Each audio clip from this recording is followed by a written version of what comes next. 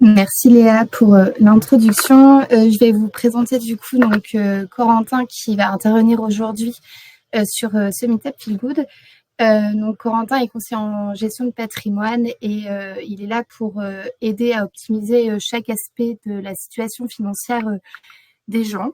Donc ce soit aussi bien pour la valorisation du capital, protéger sa famille, préparer sa retraite, épargner, tout ça. Donc c'est très varié. Et en fait, aujourd'hui, on a voulu, avec la comète Feel Good, vous parler plus de l'épargne en ayant un impact positif. Aujourd'hui, on est dans une ère où on a besoin d'avoir du sens, de pouvoir avoir des choses concrètes et accessibles. Et du coup, l'idée, c'est que votre argent puisse financer des secteurs d'activité positifs, qui financent des entreprises dans lesquels vous croyez, où il y a un sens. Et du coup, ça, c'est possible parce que parfois, on n'a pas toujours la main. Et le but, c'est de faire de cet investissement un levier pour le changement plutôt que de le subir et de pas trop savoir où va notre argent. Donc, je vais sans plus attendre laisser la main à Corentin pour pouvoir nous parler de tout ça. Bonjour à tous, merci d'être présents ce midi pour cette ce nouveau moment ensemble. Donc en effet, on va parler d'un sujet qui est assez vaste et assez important dans l'air du temps aussi par rapport à toutes les considérations environnementales notamment qui rythment nos discussions au quotidien. Et donc, durant une petite heure, je vais essayer de vous dire déjà un peu le contexte de l'investissement positif et après différents leviers concrets pour réussir de votre côté à mettre en place des actions qui pourront, pourquoi pas, contribuer au monde qu'on souhaitera avoir demain et investir dans des choses qui vous parlent concrètement pour vous. Déjà, pour commencer, je souhaiterais vous faire un petit point de contexte par rapport à votre argent. Votre argent, il fait partie d'un secteur qui est le secteur financier, qui est un secteur très particulier, je pense que tout le monde en a conscience, un secteur comme tout secteur qui est guidé par des considérations financières et qui dit considération financière dit profit. Le secteur financier, il vise à générer de la richesse et donc tous les acteurs qui y travaillent ont le but final donc de créer de l'argent. Et donc ce secteur financier, la contrainte qu'il a, c'est qu'il a un gros impact sur le monde dans lequel nous vivons. Selon comment nos fonds sont alloués, comment ils sont investis, on va pouvoir dynamiser ou non certains secteurs. Les secteurs qui reçoivent beaucoup d'argent, beaucoup de fonds vont pouvoir se développer. Les secteurs qui sont moins sollicités et qui sont moins concernés par nos fonds, à l'inverse, vont avoir du mal à se développer. Donc c'est pourquoi que dans ce contexte-là, le secteur financier a une importance qui est hyper justement présente. Et par exemple, depuis maintenant plusieurs décennies, hélas, le secteur financier a beaucoup financé des choses qu'on appellera plutôt négatives, comme les énergies fossiles. Exemple encore en 2023, sur les 60 plus grandes banques mondiales, on avait encore 705 milliards de dollars qui étaient alloués aux énergies fossiles. Donc, c'est un chiffre qui est en baisse, qui une évolution qui est sur une tendance donc dégressive, et c'est plutôt encourageant pour se dire que petit à petit, les secteurs nocifs pour notre planète sont de moins en moins investis et l'argent est réalloué ailleurs vers les secteurs plus positifs. Néanmoins, il y a encore beaucoup à faire. Dans ce contexte-là aujourd'hui, les Français, ils sont conscients des enjeux. 80% estiment que l'impact des placements sur l'environnement est un sujet important. On peut même élargir les sujets ESG, donc environnementaux, mais aussi sociaux et de gouvernance, sont aussi très préoccupants pour les Français. Et notre argent a de l'impact. Néanmoins, grosse problématique, c'est que le monde de la finance, non seulement c'est un monde très vaste, c'est un peu une nébuleuse pour s'y retrouver, pour réussir à comprendre, c'est souvent des nœuds au cerveau. Et deuxième problématique, c'est comment moi, à mon échelle, je peux m'y prendre pour réussir à contribuer au monde dans lequel je souhaite vivre. Ces deux grandes questions, c'est ces questions-là que je vais chercher à vous répondre aujourd'hui. Donc c'est un bel enjeu. En quelques mots d'abord, avant de me lancer, me présenter, donc Corentin Maumont. Donc, en effet, je suis conseiller en gestion de patrimoine. J'ai créé mon cabinet, donc Maumont Conseil, il y a maintenant quelques mois. Et donc, je vous accompagne sur tous les sujets liés de près ou de loin à votre épargne et à votre argent. Valoriser une somme d'argent, défiscaliser, préparer des projets plus ou moins moyen long terme. Vous avez mon contact à l'écran. N'hésitez pas pour toute question à me contacter. Je serai ravi de vous accompagner et d'échanger avec vous. Pour revenir à notre sujet du jour, déjà, commencer à mettre le contexte en place par rapport à ce sujet d'environnement et d'impact positif via l'investissement. On a une grosse contrainte en France et en Europe, c'est qu'on a un don, on a une grosse propension à vouloir tout réglementer. Tout réglementer et créer des lois, des législations, des labels qui deviennent des usines à gaz. Et pour toute personne aujourd'hui qui veut s'intéresser à l'investissement positif, l'enjeu principal, l'enjeu premier, c'est de justement comprendre ces labels et savoir comment s'en servir. Donc, je vais vous dire en quelques mots les différents labels qui existent et comment les comprendre, comment les lire pour après pouvoir investir en conséquence. Le premier label qui est plutôt connu, c'est le label ISR. ISR pour investissement socialement responsable. C'est un label qui est géré par le ministère de l'économie et des finances, donc qui va stipuler si un investissement répond aux normes ESG. Donc par rapport à ça, s'il y a des actions mises en place pour contribuer à l'environnement, au social et à la gouvernance. Donc ce label, c'est des organismes indépendants qui vont juger si les solutions d'investissement sont éligibles. Et après, donc, c'est le ministère de l'économie et des finances qui va ratifier l'obtention du label pour chaque solution d'investissement. Donc le ISR, généralement, c'est le label qui est le plus répandu et que vous pourrez trouver très facilement. À savoir que le label ISR est très controversé, puisque jusqu'encore très récemment, il était plutôt simple de l'obtenir, malgré parfois des solutions qui pouvaient être contestables.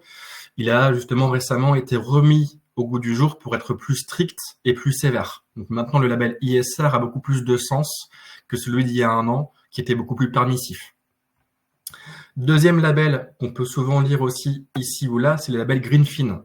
Greenfin, c'est un label qui va juger de la qualité verte d'un investissement. Par rapport à ça, celui-ci, il est distribué par le ministère de la Transition écologique. Donc, ISR, Économie et des Finances, Greenfin, ministère de la Transition écologique. Donc, le label Greenfin, un investissement qui est labellisé Greenfin, sera un investissement jugé comme vert, et donc par rapport à ça, vertueux pour l'environnement. Troisième label, qu'on retrouve aussi souvent, c'est le label Finansol. Finansol, là, ça c'est pas lié à un ministère, c'est une association qui va donc labelliser tous les investissements jugés comme solidaires. Donc généralement, c'est plutôt porté sur du social. Cette association Finansol aujourd'hui a réussi à se démocratiser et à se démultiplier sur le territoire français. Et donc son label a vraiment aujourd'hui une grosse importance. Donc un projet social dans lequel on peut investir, labellisé Finansol, répond à beaucoup de critères précis qui permettent de se rassurer sur oui, si j'investis dans un projet Finansol, je sais que mon argent contribue à la finance solidaire. Et enfin, dernier label, et après, je vous libère avec ces considérations techniques, c'est le label SFDR. Donc autant ISR, Greenfin, Finansol sont des labels français. Et en plus de ça, l'Union européenne est venue rajouter une couche avec le label SFDR. SFDR, c'est quoi? C'est par rapport à l'investissement durable. Donc au final, tous les labels sont un petit peu se chevauchent entre investissement durable, qualité verte, ESG. Il y a quand même beaucoup de chevauchements. Et donc là, on va avoir 3 niveaux de SFDR. Le niveau 6, le niveau 8 et le niveau 9. Donc le SFDR niveau 6, c'est le plus bas de l'échelle. En l'occurrence, un investissement SFDR 6, il n'a aucun objectif d'investissement durable. En d'autres mots, il n'est pas du tout positif pour l'environnement et le monde qui nous entoure. SFDR niveau 8, on prend en compte certains critères sociaux et environnementaux. Et SFDR niveau 9, là c'est le haut de l'échelle. L'investissement a de réels objectifs d'investissement durable. Donc, en d'autres termes et pour résumer, si vous avez un investissement SFDR 9 Là, il coche toutes les cases pour avoir un impact positif sur le monde qui nous entoure, alors qu'à l'inverse, un label SFDR 6, là, sera vraiment pas du tout vertueux pour le monde qui nous entoure. Donc aujourd'hui, vous pouvez retrouver un investissement à la fois ISR, à la fois Greenfin, à la fois Finansol et à la fois SFDR niveau 9. Donc si l'investissement a tous ces labels, c'est plutôt positif. Si l'investissement a qu'un seul de ces labels, ça serait aussi généralement positif. Mettons s'il est SFDR 9 et en plus ISR, déjà on a des bonnes bases pour se dire j'investis dans des choses qui sont vertueuses. Donc ça, c'était pour le côté réglementaire et technique. Voilà, c'était le petit morceau qu'il fallait passer en ce début de présentation. Maintenant, si on passe en concret, j'ai de l'argent. Par quoi je commence pour me dire, bah tiens, comment mettre mon argent au service de causes qui sont positives, qui sont positives. Par rapport à ça, on va commencer par le plus simple, parce que vous avez déjà. Il est possible, par des petits ajustements, de corriger comment vos fonds sont placés pour les faire basculer d'un placement qui est peu vertueux vers un placement vertueux. À commencer par vos livrets bancaires. Par exemple, livret A, livret développement durable et solidaire. Actuellement, vos fonds sur vos livrets, ils servent pas à rien. Ils sont utilisés par deux acteurs que vous voyez ici à l'écran, en grande partie par la Caisse des dépôts et en partie plus minoritaire par les banques. La Caisse des dépôts et les banques vont utiliser vos fonds sur les livrets pour financer différentes causes. Exemple, la Caisse des dépôts va financer le logement social, va financer la rénovation urbaine, les infrastructures publiques, la transition écologique. Les banques, elles vont financer des PME, de l'économie solidaire, différents projets qui vont réduire l'impact carbone. La contrainte de ça c'est des belles choses sur le papier, mais néanmoins la contrainte, c'est qu'aujourd'hui, on n'a aucune transparence sur comment ces fonds sont réellement utilisés. Est-ce que la Caisse des dépôts finance réellement le logement social? On n'en a aucune idée. Est-ce que les banques vont réellement flécher vos fonds vers l'économie solidaire? On ne le sait pas. Il y a un total manque de transparence par rapport à comment les fonds sur vos livrets sont utilisés. Qui plus est, ces livrets sont réglementés, ce qui veut dire que demain, si l'État souhaite que votre argent finance des nouveaux secteurs, c'est l'État qui va choisir. Par exemple, l'an passé, on a eu un débat au Parlement, à l'Assemblée nationale, sur est-ce que le livret A pourrait, oui ou non, financer l'armement. Donc, en d'autres termes, c'est l'État qui va choisir à quoi servent vos fonds. Et donc ça, clairement, c'est une situation qui est, on va dire, un peu incertaine, qu'on souhaite éviter. Alternative à ça, par exemple, vous avez un acteur qui s'appelle Goodvest, qui est totalement investi sur tout ce qui est investissement justement positif, qui a créé son livret. Un livret donc similaire à un livret A ou un livret de développement durable. Et le livret Goodvest, ce qui se passe, c'est que lui, il annonce clairement, noir sur blanc, à quoi est-ce qu'il va servir. Et donc, par exemple ici, c'est l'immobilier durable. Donc, les fonds sur votre livret Goodvest vont servir à la rénovation des bâtiments, à l'amélioration des DPE, et donc avoir un impact positif d'un point de vue écologique. Donc, par exemple, juste basculer des fonds de votre livret A vers un livret de ce type, vous avez déjà un premier pas positif d'un point de vue de votre épargne. Deuxième solution qui est souvent détenue par beaucoup de citoyens, c'est l'assurance vie. L'assurance vie, elle est composée de deux poches, une partie sécuritaire qu'on appelle fonds euro, une partie plus dynamique. Chacune de ces poches peut aussi être allouée à des projets vertueux. Par exemple, le fonds euro, donc la partie sécuritaire, vous mettez vos fonds dessus, l'argent est garanti. Vous pouvez trouver des fonds euros qui sont SFDR niveau 9, donc par rapport à ça, investissement durable, qui sont ISR et donc totalement positifs pour l'environnement. C'est le cas par exemple d'un fonds euro que l'assureur Spirica a créé l'an passé, le fonds euro Objectif Climat, qui est totalement dans cette tendance SFDR-ISR. Aujourd'hui, 90% des fonds euros sont SFDR 6 ou au mieux SFDR 8. il est possible, dans ce lot des fonds euros, de trouver donc un fonds euro totalement SFDR ISR. Et donc, par exemple, ce fonds euro objectif climat, qu'est-ce qu'il a mis en place? Les fonds euros, donc, encore une fois, vous mettez de l'argent sur un fonds euro, cet argent sert à financer différents sujets. Ici, c'est des obligations principalement, et après, c'est de l'investissement sur différents projets. Et donc, par rapport à ça, ce qu'a mis en place Spirica, vous voyez, c'est une sorte de barème d'exclusion pour commencer de différents secteurs. Le fonds euro objectif climat ne financera pas des pays sous embargo ou qui sont actuellement sensibles. Il financera pas tout ce qui est armement controversé. Il financera pas tout ce qui est violation au pacte mondial. Il financera pas tout ce qui est lié au tabac. Il financera pas tout ce qui est lié aux industries fossiles. Donc, vous voyez, il y a toute une chaîne d'exclusion qui est mise en place. En plus de ça, ce fonds euro vise à financer deux critères principaux. Numéro 1, c'est contribuer à l'atténuation du changement climatique. Et numéro 2, c'est permettre le développement et la durabilité des ressources.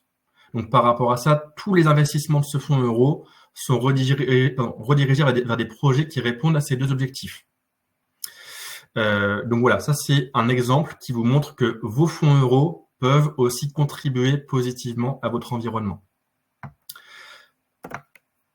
Et en plus, ce que je tiens aussi à vous signaler, très souvent, même trop souvent, on dit que investir de manière positive, c'est renoncer à du rendement. Bah, pas forcément. C'est possible, mais pas partout. Par exemple, ce fonds euro objectif climat, l'an passé, a servi en termes de rendement 3,31%. Ce rendement, c'est le haut du panier des fonds euros. Donc, par rapport aux fonds euros classiques, c'est même mieux que la moyenne. Donc, il est possible d'investir de manière vertueuse et aussi générer du rendement qui est supérieur au marché classique. Dans l'assurance vie, vous avez aussi la partie qui est pas garantie, qu'on appelle unité de compte. C'est en fait tout ce qui est lié au marché financier. Et donc, par rapport à ça aussi, dans cette partie-ci, vous avez une ribambelle de choix qui vous permettent d'investir dans votre assurance vie sur des solutions vertueuses. Ça peut être choisir des sociétés en direct, donc des sociétés qui sont inscrites dans des tendances, par exemple, environnementales, que vous pouvez choisir. Normalement, quasiment toutes les assurances vie, on peut choisir des sociétés en direct. Et donc, par rapport à ça, on peut faire le tri entre les sociétés vertueuses et non vertueuses. Vous avez ce qu'on appelle aussi des ETF. Les ETF, ce sont des paniers d'actions qui vont refléter soit un indice boursier, soit une thématique. Donc, vous avez des ETF, par exemple, eau, des ETF environnement, qui vont réunir sur un seul actif différentes sociétés qui correspondent à la thématique. Un ETF eau va avoir dans sa composition que des sociétés qui vont agir pour que l'eau soit potable, pour que l'eau soit mieux diffusée dans le monde, par exemple. Donc, par rapport à ça, vous avez donc différents ETF qui sont labellisés ESR. Idem pour les SCPI. Si on veut mettre un peu dans son assurance vie de l'immobilier, vous avez aussi des SCPI qui sont labellisés ISR et SFDR niveau 9. Exemple, je vous l'ai indiqué ici, Novaxia Neo. Novaxia Neo, c'est une SCPI donc, qui détient des bâtiments professionnels qui au départ étaient des bureaux et elle va les réhabiliter pour en faire du résidentiel. Donc là, c'est un réel enjeu d'usage de notre parc immobilier. Et donc Novaxia contribue à la réhabilitation de ces biens. Il les met aux normes énergétiques les plus efficientes. Et en plus, durant la réhabilitation, il va permettre à certaines associations d'occuper ces bâtiments temporairement pour faire des actions. Exemple, les Restos du Cœur ont pu profiter de différents bâtiments de Novaxia Neo pour faire des sensibilisations. Donc, il y a à la fois le côté revitalisation de bâtiments qui sont vides à l'abandon et aussi contribution à différentes causes qui peuvent s'en servir de manière temporaire. Et après, vous avez aussi donc des fonds qui sont gérés par des gérants. Dans vos assurances vie, vous pouvez trouver des fonds labellisés Greenfin, labellisés ISR, labellisés SFDR niveau 9. Vous avez beaucoup de boîtes de gestion aujourd'hui qui vont créer des fonds qui seront totalement inscrites dans cette tendance d'investissement positif. Donc, je vous ai mis ici deux exemples. Exemple 1, un ETF. Donc, cet ETF-ci va s'exposer à la bourse américaine, mais en mettant pour condition de prendre que des sociétés qui respectent les accords de Paris, donc qui sont, en termes d'émissions de carbone, le plus bas possible. Donc, c'est un ETF qui donc met ces segmentations en place. Et pour vous montrer une nouvelle fois que investir de manière positive et avoir de la performance, c'est possible, je vous ai mis un petit détail des performances passées de cet ETF. Vous voyez donc depuis 1 an, depuis 3 ans, depuis 5 ans, qu'il est possible d'avoir des solutions responsables et avoir du rendement qui est intéressant. Idem Novaxia Neo dont je vous ai parlé. Novaxia Neo, c'est une SCPI qui est dans les meilleurs du marché. Depuis maintenant son origine en 2019, elle a réussi à avoir un taux de rendement interne qui est en fait le rendement réel de la SCPI annualisée à plus de 7%. Donc encore une fois, concilier investissement positif et rendement, c'est possible. Et dans votre assurance vie, c'est possible.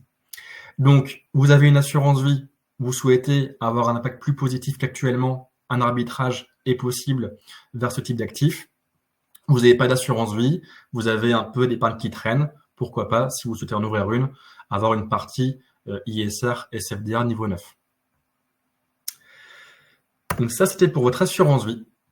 Ça reste quand même des choses qui sont des lignes sur une application bancaire, sur un investissement qui est quand même encore peu palpable. Certes, on va prendre des ETF, des SCPI dans un contrat, mais ça reste dur à s'imaginer, à réaliser concrètement comment ça se passe. On peut encore aller plus loin. Et par rapport à ça, solution suivante que je vous partage, on prend l'avion, on part au soleil, à La Réunion, Martinique, Guadeloupe, où vous le souhaitez, dans les dom-toms. En fait, ce qui a été analysé maintenant depuis une bonne vingtaine d'années, c'est que créer une activité dans les dom-toms, ça coûte en moyenne 2 fois plus cher qu'en métropole. C'est, on va dire, naturel. Ces territoires sont isolés. Par rapport à ça, donc créer une activité, ça demande très rapidement de importer du matériel, importer des ressources, ça va coûter cher. Et donc, il y a ce ratio de 1 à 2 qui est en place et qui clairement est un frein à la création économique dans les dom-toms. Pour pallier à ça, le gouvernement a mis en place une loi qu'on appelle la loi Girardin, avec un dispositif qu'on appelle le dispositif LODEOM. L'idée de ce dispositif, c'est justement filer un coup de pouce aux exploitants dans les dom-toms pour qu'ils créent l'activité. Forcément, créer l'activité, ça crée une dynamique, ça crée de l'emploi, ça crée de la consommation. C'est un cercle positif. Et donc, le but de cette loi était vraiment très divers et varié. C'était aider les sociétés dans les dom-toms d'avoir des moyens économiques comparables à la métropole, développer la création d'emplois, renforcer la continuité entre les dom-toms et la métropole, et aussi encourager une dynamique d'investissement en Outre-mer. Donc, par rapport à ça, cette loi a été mise en place maintenant il y a une bonne quinzaine d'années. Et on peut y investir. On peut contribuer via notre épargne au développement économique dans les dom-toms. Donc, en l'occurrence, on peut investir dans ce dispositif LODEOM et permettre la dynamique économique locale. Comment ça se passe précisément? Via ce dispositif, l'entrepreneur dans les dom-toms va pouvoir avoir accès à du matériel à un prix beaucoup plus intéressant que dans le marché classique. Généralement, il va pouvoir louer son matériel presque moitié moins cher que le marché habituel. Exemple, un boulanger qui se lance à La Réunion, il doit acheter un four. Par rapport à ça, grâce au dispositif LODEOM, le boulanger pourra louer son four moitié moins cher pendant 5 ans. Donc pour lui, c'est hyper intéressant. Grâce à ça, il va pouvoir faire des économies, donc embaucher plus facilement, réallouer ses fonds sur d'autres sujets. Et en plus, à la fin des 5 ans du projet, le boulanger pourra acheter ce fameux four pour 1 euro symbolique. Donc pour lui, c'est un coup de pouce qui est indéniable. Et aujourd'hui, clairement, cette loi Girardin, c'est un gros coup de pouce à l'économie locale. Maintenant, en tant qu'investisseur, comment ça se passe? C'est que on peut donc investir en LODEOM, tout particulier, et grâce à quoi on va avoir droit à un gain fiscal.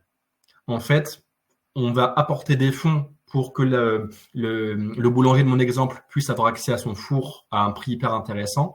Et en récompense de quoi, l'État va nous donner droit à un petit cadeau, à un petit gain fiscal. Donc, c'est un investissement qui va combiner impact positif, ce soit économique et social pour les départements et régions d'outre-mer, et aussi qui va combiner intérêt fiscal pour l'investisseur. En quelques chiffres pour vous montrer un peu comment ça fonctionne. Un investissement en l'ODEUM, par exemple, on investit aujourd'hui 5 000 € sur un projet. Ce qui est intéressant, c'est qu'on sait aujourd'hui le rendement qu'on va avoir. Donc, mettons actuellement 13%. J'investis aujourd'hui 5 000 € en février 2025. L'an prochain, je vais obtenir, grâce à mon investissement, une baisse d'imposition de 5 000 €, ma mise de départ, plus le rendement de 13%. Donc, je vais obtenir 5 650 € de baisse d'imposition dès l'année prochaine. Donc voilà, c'est vraiment un placement qui combine impact social, impact économique positif d'un côté, et pour l'investisseur aussi, une retombée fiscale qui est intéressante. Donc ça, c'est vraiment un support, un investissement que j'apprécie beaucoup pour pas vous le cacher, et en plus qui est très vertueux, d'autant plus vertueux qu'il a déjà été prolongé jusqu'en 2028.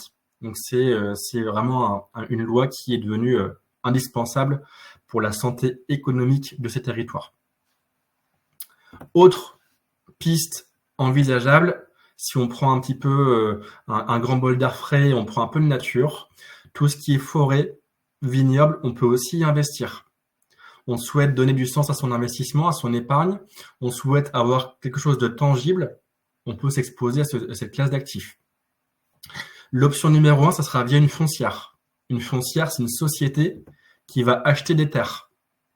Donc, si on veut s'exposer aux forêts, une foncière agricole va acheter des terrains, une foncière forestière, va acheter des terrains avec des forêts qui seront après gérés par une société de gestion qui les mettra à disposition, donc soit de vignerons, soit d'exploitants forestiers, pour en assurer donc l'exploitation au quotidien.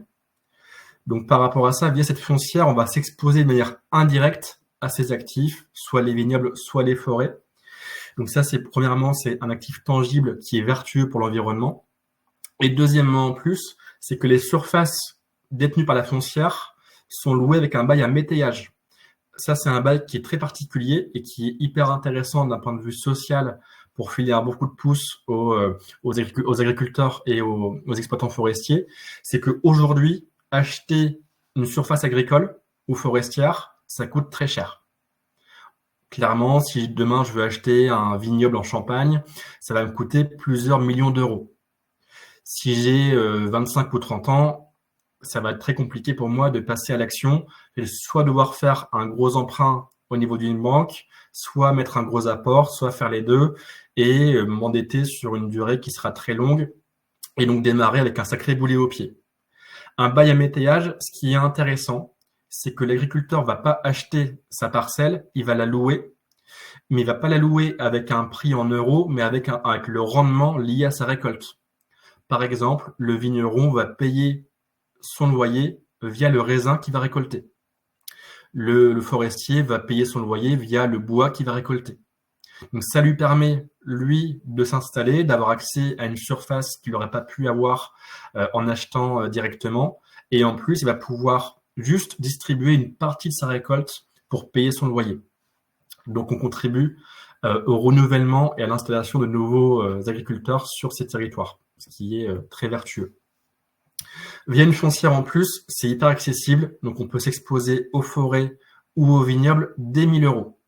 Donc on devient associé de la foncière. La foncière détient des forêts en France et en Europe, elle détient différents vignobles en France, et donc on peut devenir associé dès 1 000 €. Et en plus, le bonus par rapport à ça, c'est que on peut aussi obtenir via l'investissement un gain fiscal. Donc on peut obtenir une baisse d'imposition de 18% du montant investi. En plus, on peut aussi estimer que en achetant, en s'exposant à ce type d'actifs, à ce type de territoire, que les prix du terrain peuvent se revaloriser. Donc les 1 000 € que j'investis, ils sont liés à du foncier, viticole ou forestier. Si ce foncier se valorise, mes 1 000 € vont se valoriser aussi. Donc si je revends mon investissement dans quelques années, je pourrais récupérer plus que ma mise initiale. Et enfin, troisième élément intéressant, c'est qu'il y a aussi un rendement lié aux récoltes. Donc le bois pour les forêts ou le raisin pour les vignobles génère un rendement et on peut toucher chaque année entre 1 et 2% de ce qui a été récolté. Donc 3 effets intéressants, baisse d'imposition, capitalisation et rendement en euros par rapport à ce que je détiens sur la foncière. Autre option pour s'exposer aux forêts et aux vignobles, c'est être plus direct. On retire la foncière, on peut devenir directement copropriétaire de domaine.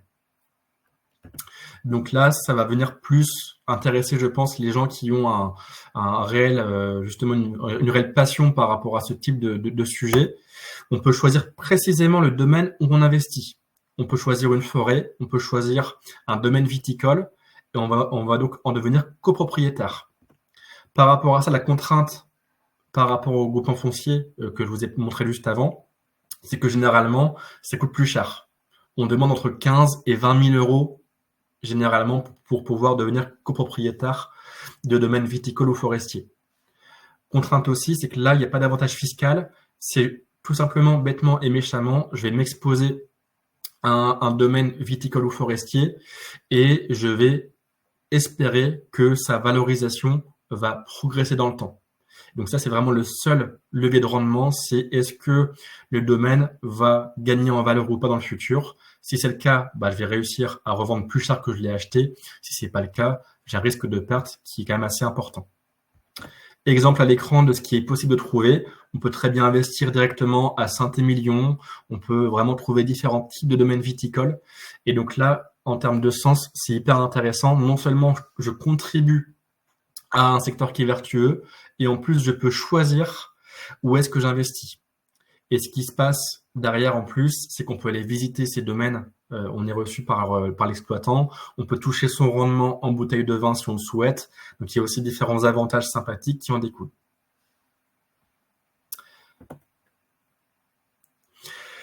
Mettons, malgré ça, vous n'aimez pas le vin.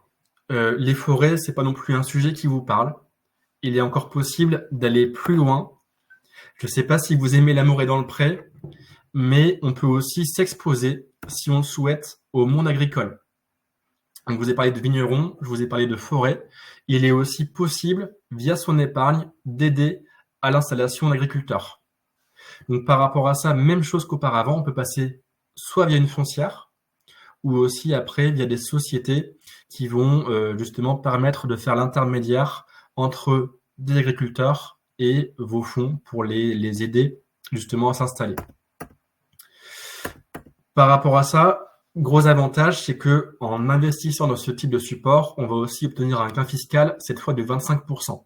J'investis 10 000 euros sur un fonds agricole, je vais obtenir 2 500 euros de baisse d'impôt cette année. Donc, premier levier qui est intéressant.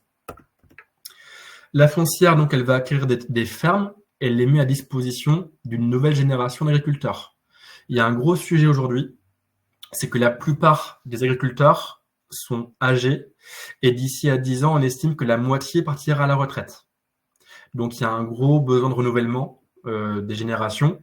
Et encore une fois, une grosse contrainte, c'est que les terres agricoles coûtent très cher. Et donc, la foncière va justement servir va donner un gros coup de main à la mise en place d'une nouvelle génération en achetant les terres pour les agriculteurs et en mettant en place avec eux un bail avec un loyer qui sera payé par l'agriculteur.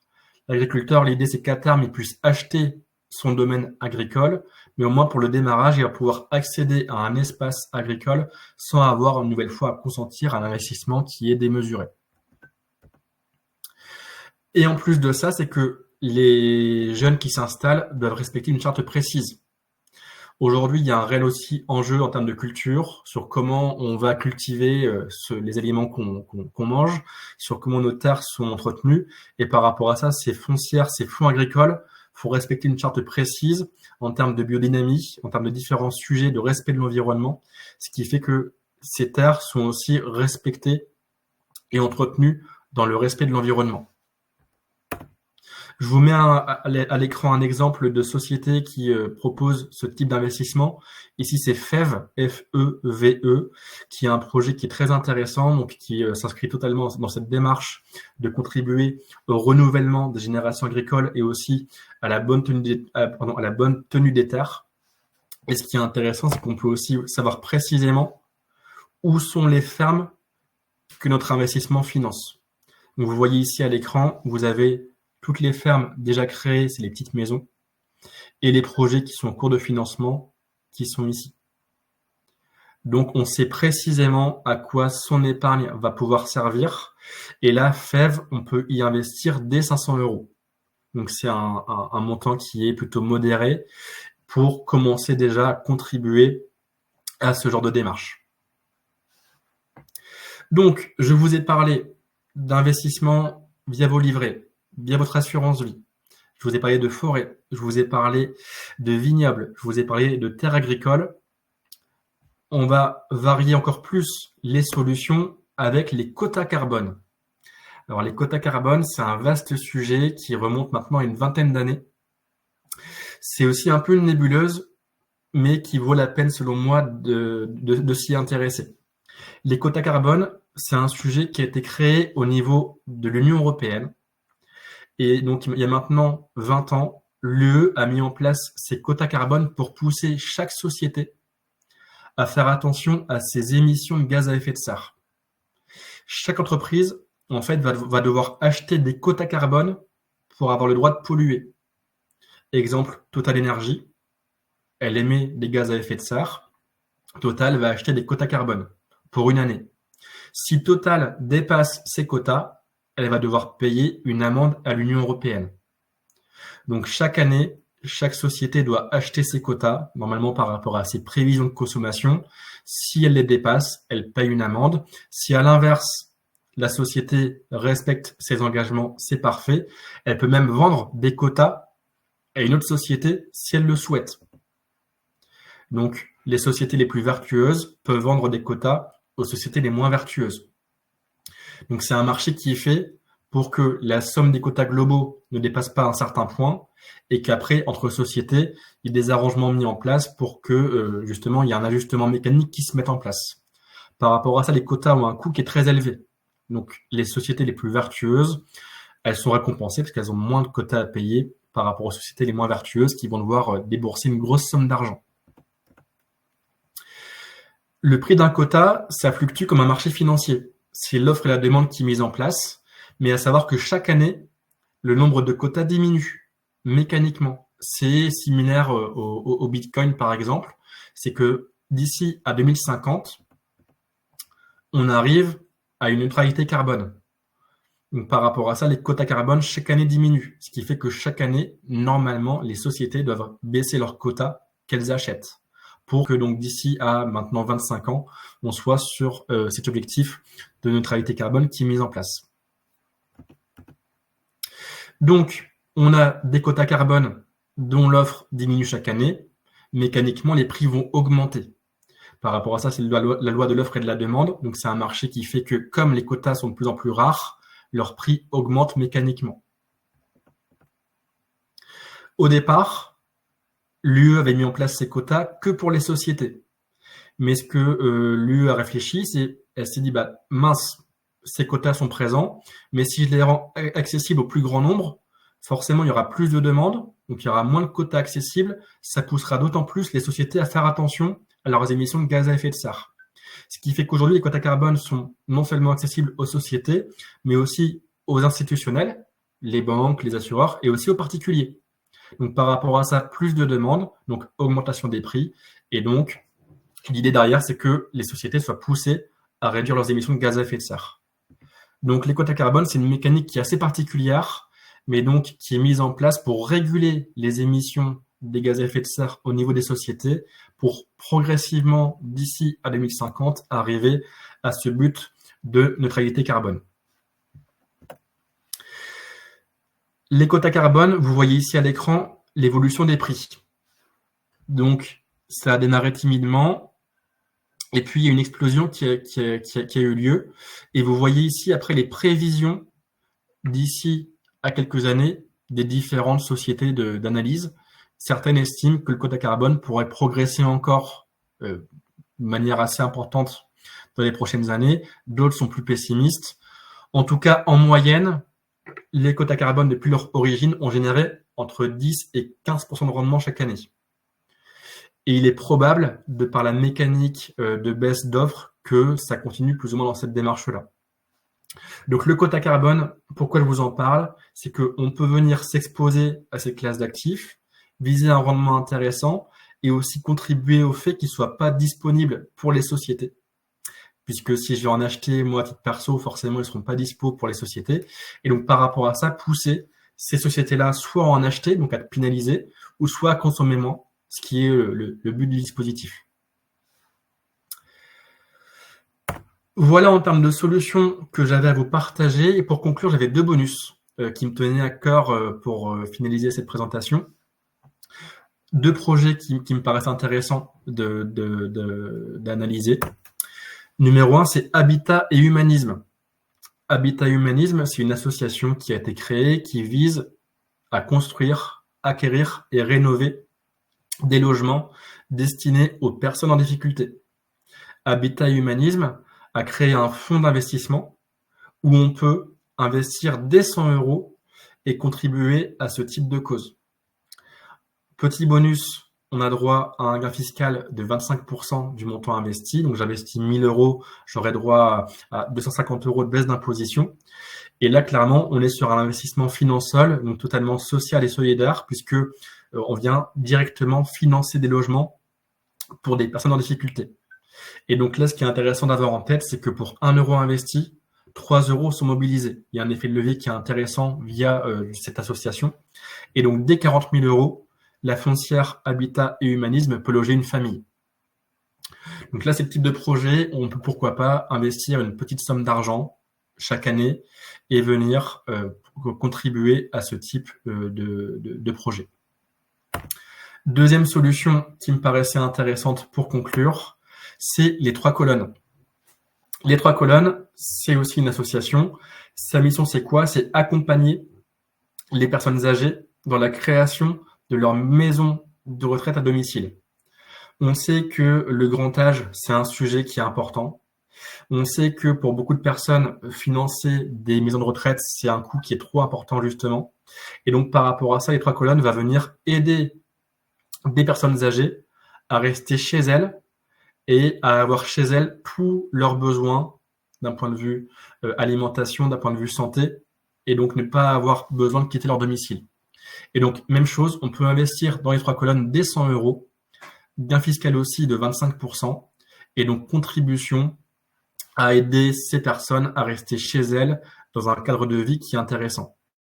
Je vous ai mis à l'écran 3 témoignages de bénéficiaires de cette association.